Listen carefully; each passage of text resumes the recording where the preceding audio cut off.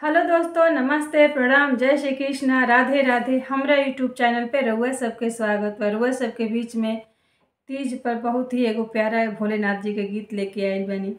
ई गीत आप सब सुनी जा और कमेंट के माध्यम से हमके बताई जा कि ई भोलेनाथ जी के गीत आप सबके कैसन लागल। अगर हमार गीत आप सबके पसंद पड़े तो ज़्यादा से ज़्यादा शेयर करी जा। कही ताये शिवजी नैहर हम आ जाइती, भैया के परल बाबिया।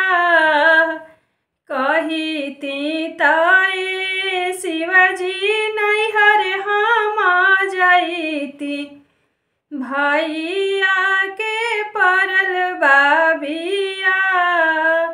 बिना बोलवले गौरा नैहर जानी जइहा, आदर ना होई है तोहार, आदर ना होई है तोहार।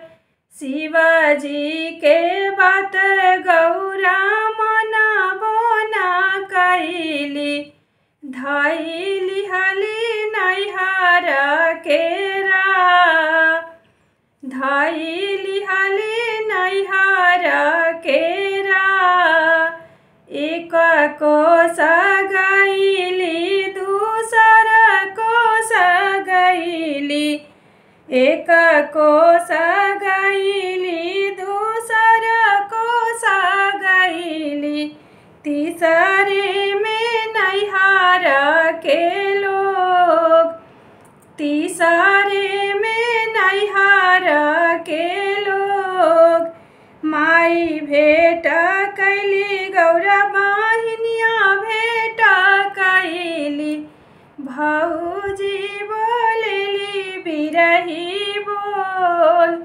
माई भेट कैली गौरा बहिनिया भेट कैली, भौजी बोलेली बिरही बोल।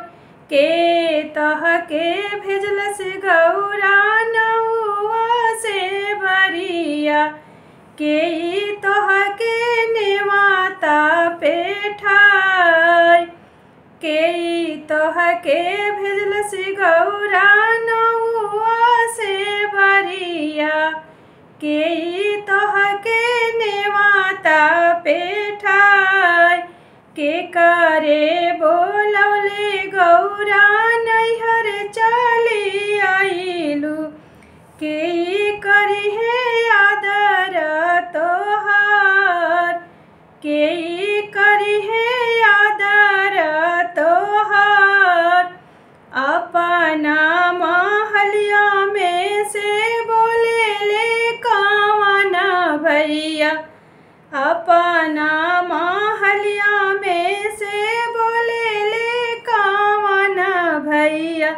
हम ही त भेजनी गौरा नौआ से बरिया, अपना महलिया में से बोले ले कौन भैया।